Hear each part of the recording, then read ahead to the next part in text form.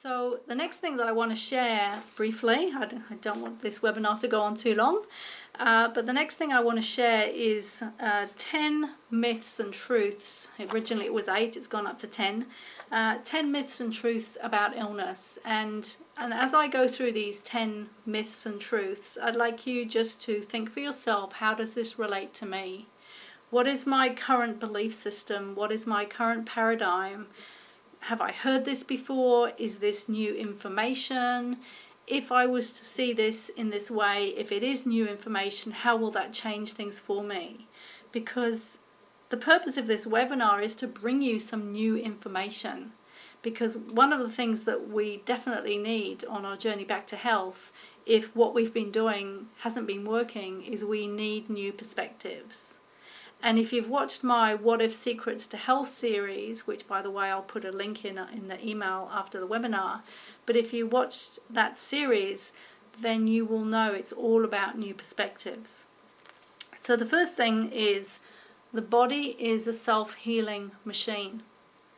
This means that it has the ability to heal itself from a whole variety of symptoms and illnesses, which often the medical system can say, well, there's no reason for that, there's no cause for it, you can't heal from it. That is not true. You have to understand that your body is an incredible self-healing machine, which is built to heal itself. Now, the easy example is the cut finger, but there are many, many other illnesses and diagnoses, and even chronic diagnoses, that we can heal from if we take away what is preventing that healing from happening. The second thing is, our natural state is to be healthy. That is our natural state. Our natural state is also to be happy and joyful and also very peaceful inside. That is our natural state. If we're not experiencing that, then we have gone off track. We're not in our natural state. In other words, we've come into an unnatural state, and we're going against what we call the laws of nature and the laws of life and the laws of health. We've broken the laws of health, but we don't know that we've done that. So in the program we'll be looking at this, what is natural, what is unnatural, what are these laws of health, how do we stop breaking the laws of health. The third thing is, if we only look at the physical side of illness or symptoms, and we only try and address physical symptoms with a physical solution, we're missing 80% of the solution. Why is that? Because we're not just a physical body. We are spirit, we have a mind, we have emotions, we are energy, we are a physical body. Those are the 5 core parts of a human being. We need to address ourselves in totality, which is why we say we heal a person, not an illness. We heal a whole person's life, not a health condition, and we need to address ourselves in a holistic way in order to heal completely. The next thing is understanding the enormous role that unresolved emotional hurts play in the creation of symptoms. So until I had that turning point moment, I had no idea how my unresolved, trapped emotional pain from the past, how that was, had built up to creating symptoms of depression, hay fever, allergies, back pain, chronic fatigue syndrome, asthma, all of that. I had no idea. And it doesn't make sense logically when, in a way, when we first hear this. It's like, what? Emotions create symptoms? That doesn't make sense. Well, it does when you learn how. So obviously, with my business being called the Emotional Alchemy Academy, emotions play a big part in what we do and how we learn to take care of ourselves and how we learn to heal ourselves. But it's not the whole part. There are many more moving parts. But we need to understand that if we have unresolved emotional hurts from the past, which we may not even know we have, and this is the key thing, we've buried them so deeply and gone so much into our heads, living in our heads, and being disconnected from our body and from the internal feedback system inside our body, that we don't even know what we don't know. And that is why we can say that the key to healing is awareness, becoming aware of what you were previously unaware of, and then you have new choices. The next thing is, illness is really a lot about damage. And what I mean by this is either how we are damaging ourselves without even realizing it, or how we're tolerating damage from other people. So let me explain a bit more. Self-damage is the things that we're doing to ourselves which are breaking the laws of health, which are going against the natural laws of the body that allow it to stay healthy. For example, say you are working 12 to 14 hours a day and you're feeling exhausted and you're not taking proper meal breaks, and when you do eat, you're eating on the run, which doesn't allow your digestive system to digest your food properly, and maybe you're not eating the right foods that agree with you, because we all have, different foods that our body likes.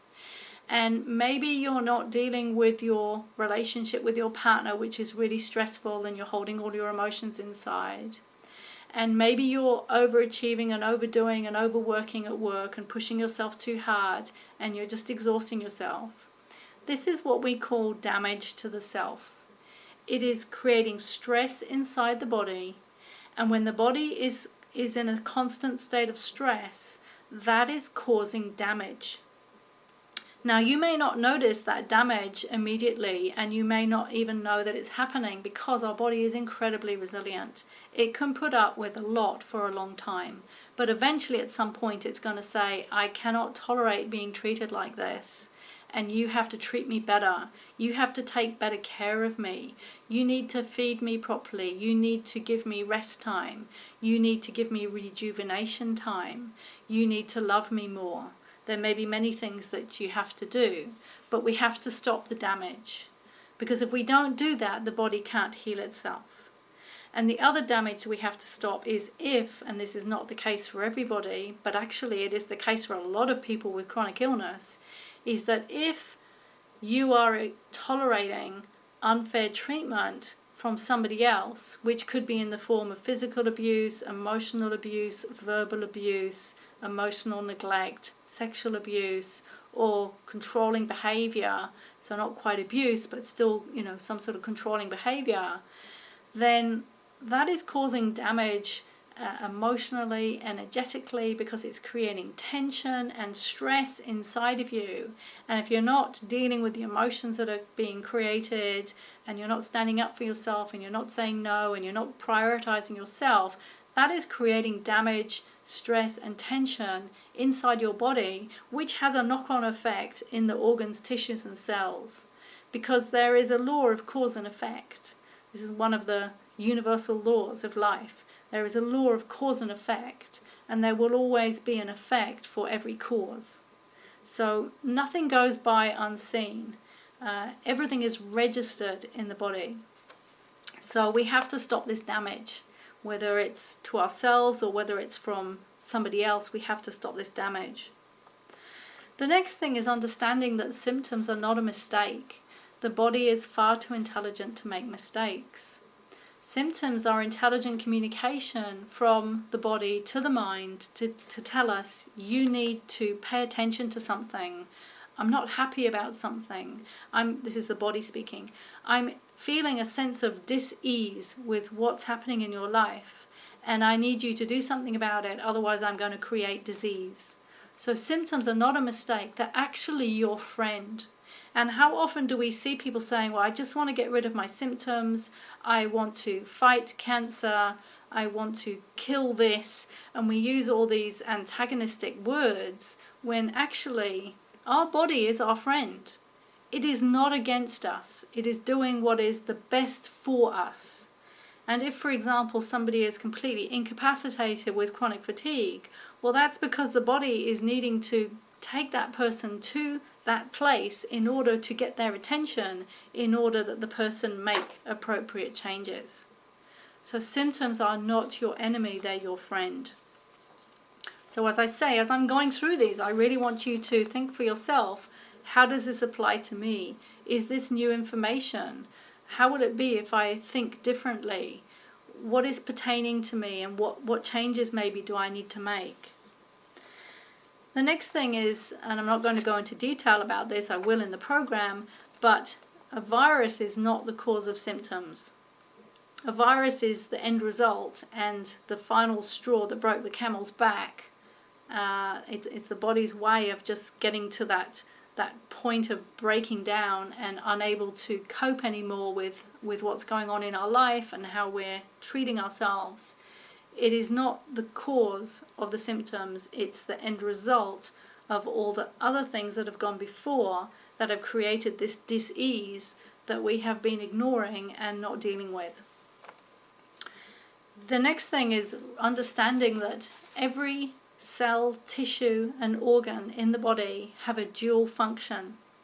They have a physical function, which we know, for example, the digestive system digests food, but every cell, tissue and organ has a metaphysical function. And meta just means beyond. So it has a beyond physical function. And that is more the emotional function. So for example, the digestive system digests our food. We put the food in our body, we digest it, we process it, and then we eliminate waste. That is the function physiologically, biologically, of the digestive tract, which runs from the mouth to the anus. But this digestive tract, all the way from the mouth to the anus, has to digest our life. It has to digest our emotions, our emotional life. And if we're not digesting our stress and our emotional life because we're not doing what we need to do, then the digestive system will not be able to digest our emotional life. And these emotions will get trapped along the way. For example, I couldn't swallow that. Right? I found that hard to swallow. We say that when somebody says something to us that was maybe mean or unfair or disrespectful. If we don't digest that emotion, it's going to get stuck inside of us, because emotions are energy. And this comes into, the law of physics and quantum physics, and we'll talk about this in the program. But emotional energy, once it's triggered, it doesn't just disappear. And if we don't manage that emotional energy, it will get lodged somewhere in the digestive system. And if it stays there for too long, it's going to start distorting cellular function, because it's energy playing on energy. And that's when we start to get symptoms. So we have to understand that every cell, tissue and organ in the body have a metaphysical and a physical function. And we need to learn how to use this metaphysical function. Two more things. In 14 years of clinical practice, of working with hundreds of people with chronic illness, what I started to see after the first few years was that all illness, all chronic illness, is set up by the first 7 years of life. Even if the symptoms or the diagnosis doesn't come until your teenage years, your 20s, your 30s, your 50s, your 80s, every time I have tracked back with a client, we have found that the cause of illness is in the first 7 years of life. And I've not yet worked with one person where this did not apply. I am completely open to this happening, to having an exception. But I have not yet seen an exception. And this is what we do in the root cause analysis, which is in the program. And by the way, you can either do a personal one-to-one root cause analysis with me, or we do it as a group, or you do it by yourself through the tutorials in the program. Having the one-to-one with me is going to 10x or 100 times speed up your understanding of everything, because obviously I'm pretty much an expert at root cause analysis, having done it for so many years.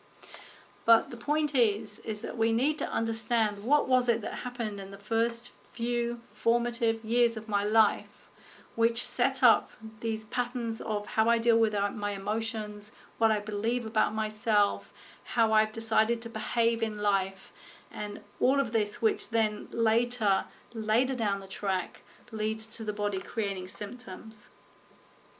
And the last thing, which I've already mentioned, is we treat a person, not the illness. We treat a whole person's life, not the health condition. When I work with people, they come in the door, they have physical symptoms, they have chronic physical symptoms sometimes. They're bedridden, they're incapacitated, they can't think, they can't work, their whole life has come to a stop. And we do very little physically. When we do very little, we do not look at those symptoms. We're not sitting around the table talking about the symptoms. We're looking at, okay, what was it that has happened in your life or is still happening in your life that is causing your body to still be in a state of dis-ease so that it cannot heal itself. And then we take that away, we change that, we resolve it, and that allows the body to restore its natural state of health. This is what we do. This is what I do in private coaching. This is what we will be doing in this program. And as you can see, if we're working at this level, then this is all about you learning about you and what you need to do differently, what you need to take out in your life, what you need to add in your life in order to restore your body back to health. And once you have these tools and strategies, you have them for life, which means you have them to continue improving your health, but also to prevent further illness. But if you get symptoms again, then you know what to do, and you can use those techniques, because, we can get a bit sloppy and a bit slack sometimes. We can, forget to do things, and then the body will remind us, hey, I'm feeling some discomfort. Okay, what is it that I need to change?